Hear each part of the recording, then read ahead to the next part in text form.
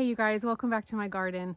It's just another gorgeous morning here in my garden in zone 8B. I'm in Western Oregon and I got out here fairly early to try to get some planting done of some things that really need to get out of their nursery cans.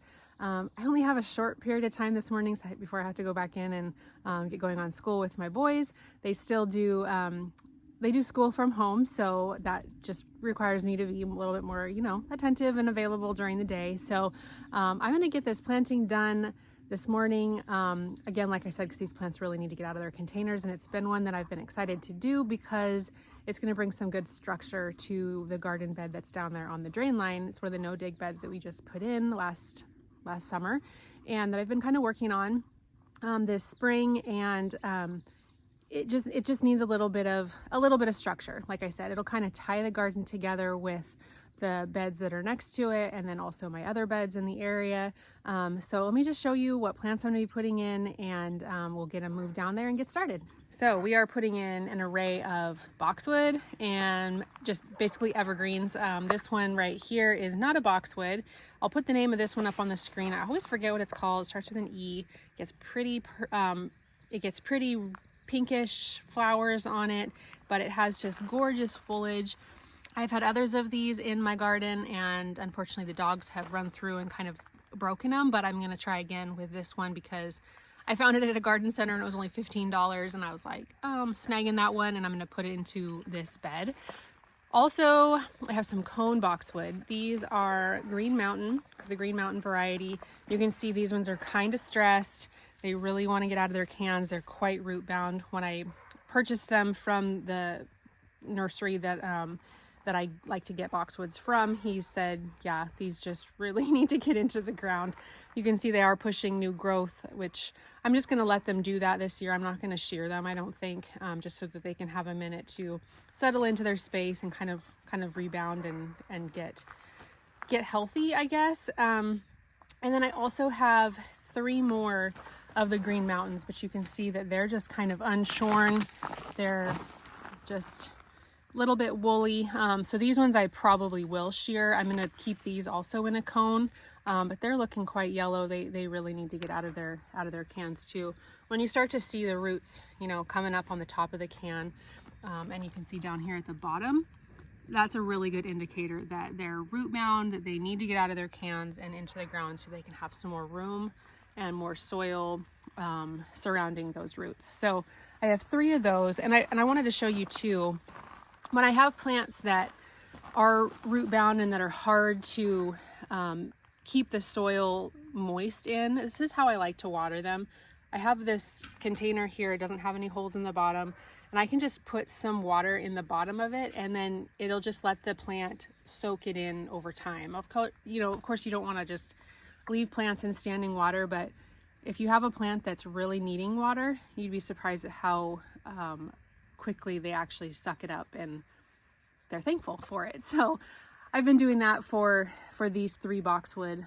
As I've been watering them, I just kind of exchange them out into this container and let them gradually get watered from below. So then I have these 2 boxwoods that I'm going to keep as boxwood balls. When I purchased them, I honestly thought that they were green velvet, but they are actually green gem. So they have a similar growth habit to green velvet, just about 2 by 2 is what the tag says that they will be, full to part sun. And these, as boxwoods are, they're not known for their flowering. They're mostly just known for their green evergreen structure that they bring to a garden, and I really like that throughout my beds.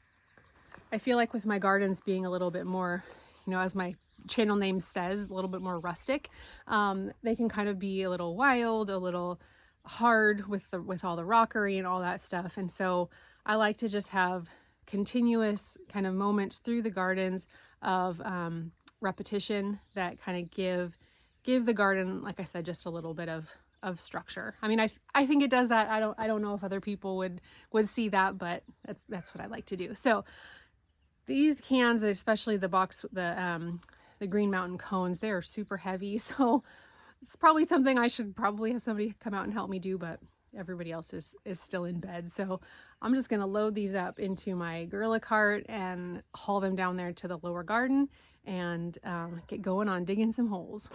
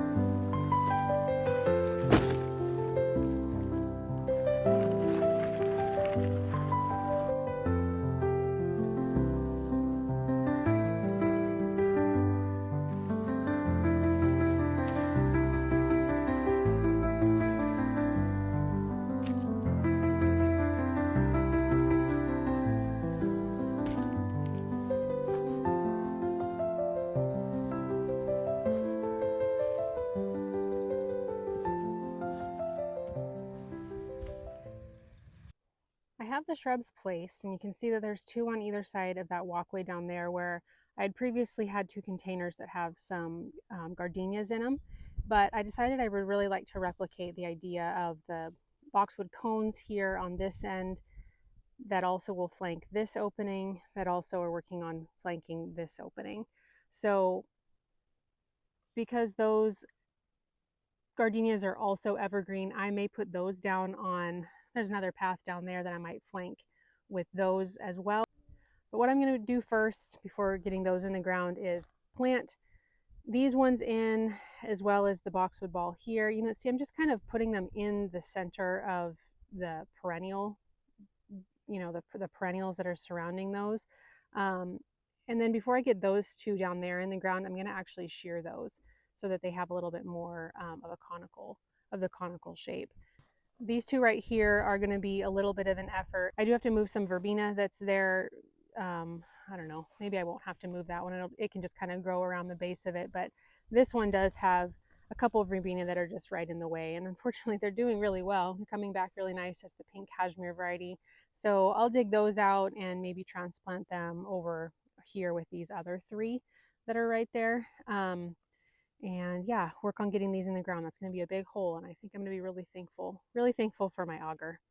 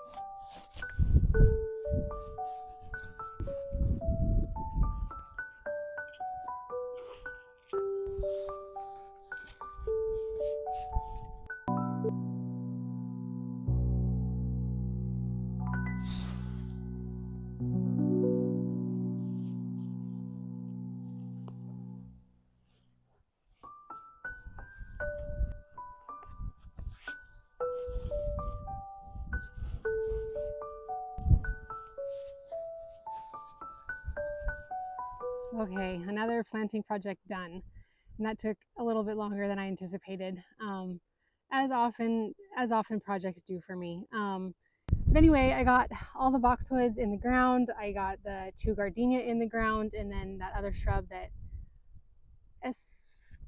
oh gosh, I'm gonna have to put it on the screen. I don't know why I cannot remember the name of that. But as you saw, I did bring in some rocks to go by the 2 large cone boxwood.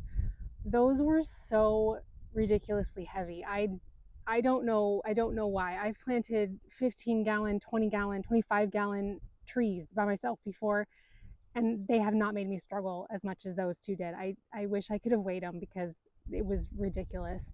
I could be getting weaker too, I don't know. But anyways, those about did me in, but they needed rocks in front of them because the slope was just so much that I feared that the water would just run right off and not hold them in. And I like how it ended up, that it kind of raised up the garden area right there. But let's just go look at it really quick. I'll just turn you around and show you where I ended up, and we'll walk through quickly the shrubs that I got in the ground before we wrap this up. Okay, these gardenias are looking a little sad here. I'm not sure what their deal was. They were hardly rooted into the containers they were in. Those big tall black pots, but we'll see how they do in the ground. I don't know that gardenias are the best for my area, so we'll have to see. This one's planted a little closely to the spirea, so if it starts to thrive and do well, I may actually move it to the other side, or I could move the spirea back. So we'll see. But got those two in the ground, and we'll see how they do. And then swinging this way, here's the two Green Mountain boxwood that are not shorn. I was gonna do that, but then I just decided that I needed to finish up this project, and I would just let them kind of sit for a minute. And they look fine as they are, but eventually I will work on them to get them into more of a cone shape, and that will take quite a bit of cutting on them. So either I'll have to do that before the warmer weather sets in, so within like a week or two, or maybe wait until fall. I'm not really sure on that, but I really like the look of those. I liked the black plots. Those were these right here. I liked those there, but it just didn't quite fit my vibe to have black out in the garden. So I'm happy to have those two in right there. And then I also put in one of the green gem boxwood right here. And so again, you may wonder why I didn't put in, a prettier shrub for kind of such a focal point spot. There is a hydrangea right behind it, and then some perennials, and there's a spirea right there, and some barberries right there. So it has pretty things around it, but again, I just kind of wanted that weighty structure in this spot that's evergreen. So there was pink cashmere that was coming back kind of right there. I transplanted that over to that spot, and then there was also an echinacea that was coming back, but it was kind of struggling, so I just moved it over here to where the other echinacea were. So it'll be a little grouping right there ish if it comes back. But anyway, I just kind of wanted to give this spot something that was more grounding, I guess. And I think the boxwood does that well. So again, there's another one over here. These are just kind of small growing ones. I think 2 by 2 it said. So this one is pulled towards the front. I also have over in this bed, you can see this is a boxwood ball right here. There's a couple of them right towards the front of that bed too. So again, it mimics that.